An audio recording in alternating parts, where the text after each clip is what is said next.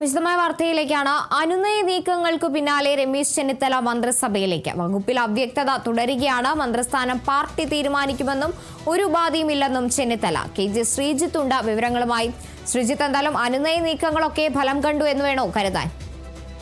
തീർച്ചയായും അത്തരത്തിലുള്ള വാർത്തയാണ് പുറത്തു വരുന്നത്. അദ്ദേഹം മുഖ്യമന്ത്രി സ്ഥാനമായിരുന്നു ആഗ്രഹിച്ചിരുന്നത്, അത് നടന്നില്ല. അതുകൊണ്ട് തന്നെ അദ്ദേഹം അസംതൃപ്തി പ്രകടിപ്പിച്ചിരുന്നു. അവസാന ഘട്ടത്തിൽ VD സതീശനും അതോടൊപ്പം തന്നെ ACCയുടെ ജനറൽ സെക്രട്ടറിയായ ദീപാദാസ് മുൻഷി അടക്കമുള്ളവർ ഇദ്ദേഹത്തെ സന്ദർശിച്ചിരുന്നു. ആ സന്ദർശനത്തിന് പിന്നാലെയാണ് അദ്ദേഹം ഈ അനുനയ നീക്കങ്ങളോട് അനുകൂലമായി പ്രതികരിച്ചിരിക്കുന്നത്.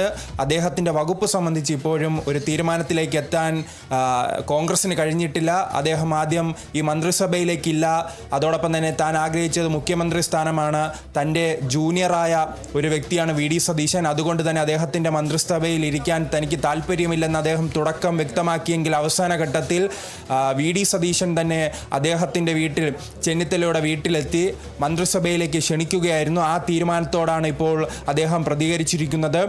തനിക്ക് മന്ത്രിസഭയിൽ വരുന്നതിന് ഒരു ഉപാധിയുമില്ല, പാർട്ടി തീരുമാനിക്കും ഏത് വകുപ്പ് വേണമെന്നും അദ്ദേഹം വ്യക്തമാക്കുന്നുണ്ട്. ദീപാദാസ് മുൻഷി വൈകുന്നേരത്തോടുകൂടിയാണ് അദ്ദേഹത്തിൻ്റെ വീട്ടിലെത്തി ഈ ACCയുടെ നിലപാടെല്ലാം അദ്ദേഹത്തിന് മുന്നിൽ അവതരിപ്പിക്കുകയും അവസാനം അദ്ദേഹം പാർട്ടിക്ക് അനുകൂലമായി പ്രതികരിച്ചിരിക്കുകയാണ്.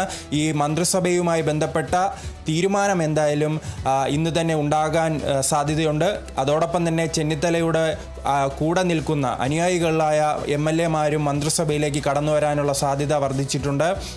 ഇപ്പോൾ അൻവർ സാദത്ത് അടക്കമുള്ളവർക്ക് വേണ്ടിയാണ് ഇദ്ദേഹം മന്ത്രിസ്ഥാനം ആവശ്യപ്പെട്ടിരിക്കുന്നത്. അതോടൊപ്പം തന്നെ ജോസഫ് വാഴക്കനെ KPCCയുടെ പ്രസിഡന്റായി നിയമിക്കണമെന്നും അദ്ദേഹം ആവശ്യപ്പെട്ടിട്ടുണ്ട്. ഇതിൽ എന്തെല്ലാമാണ് ഇദ്ദേഹം മുന്നോട്ട് വച്ച, ഇപ്പോൾ മാധ്യമങ്ങളോട് പറഞ്ഞത് തനിക്ക് ഒരു ഉപാധികളുമില്ല, താൻ ഈ മന്ത്രിസഭയുടെ ഭാഗമാകുമെന്നാണ്. പക്ഷേ അന്തർനാടകങ്ങൾ എന്തെല്ലാം നടന്നിട്ടുണ്ട്, ഇദ്ദേഹം പാർട്ടിയിൽ എന്തെല്ലാം ആവശ്യപ്പെട്ടിട്ടുണ്ട്, ഏതെങ്കിലും വകുപ്പുകൾ ആവശ്യപ്പെട്ടിട്ടുണ്ടോ, അത് നൽകാമെന്ന് കോൺഗ്രസ് പറഞ്ഞിട്ടുണ്ടോ എന്ന കാര്യങ്ങളിലൊന്നും വ്യക്തത വന്നിട്ടില്ല. അത് ഇന്ന് വൈകുന്നേരത്തോടു കൂടി തന്നെ, ചിലപ്പോൾ അല്പസമയങ്ങൾക്കകം തന്നെ വ്യക്തത വരും.